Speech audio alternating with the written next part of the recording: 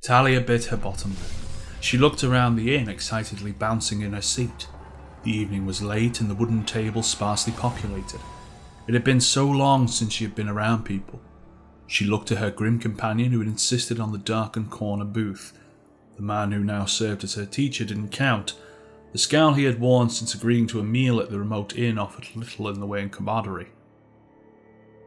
When it was clear that he was much a stranger here as anyone else, he relaxed a little bit and settled into the shadows, his back firmly to the wall with a drink in hand.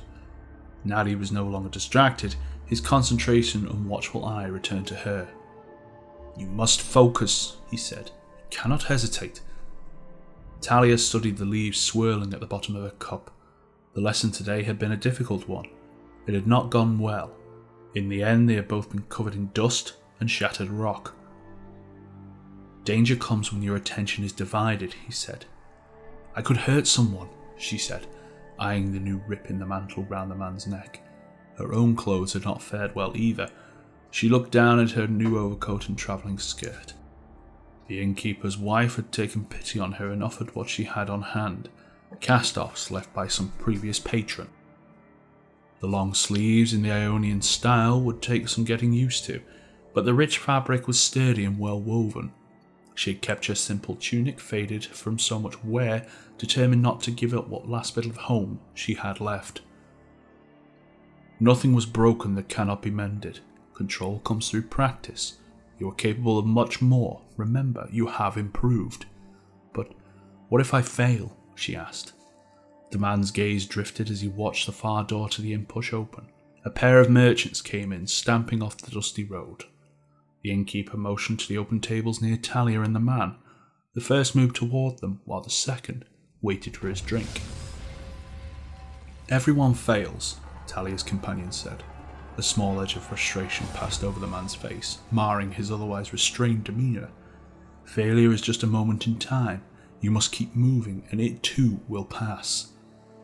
One of the merchants took a seat at a nearby table and watched Talia, his eyes drifting from the pale lavender of her tunic to the glimmer of gold and stone in her hair. "Is that Shuriman girl?" Talia did her best to ignore the merchant. He caught the protected glare of her companion and laughed it off. "Would have been rare once," the merchant said. The girl stared at her hands. "It's a bit more common now that your people's lost city has risen." Talia looked up. "What?"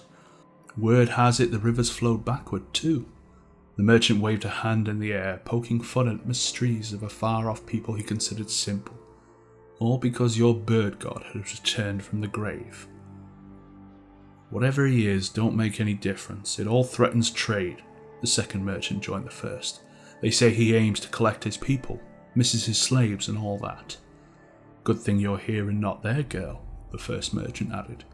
The second merchant looked up from his ale, suddenly noticing Talia's companion. "You look familiar," he said. "I've seen your face before." The door to the inn opened again. A group of guards entered, eyeing the room carefully. The one in the middle, clearly a captain of some sort, noticed the girl and her companion. Talia could feel a quiet panic rise in the room as the few guests stood and made their way quickly to the exits. Even the merchants got up and left. The captain waded through the empty stools towards them. He stopped a blade's length from the table where they sat. "Murderer," he said.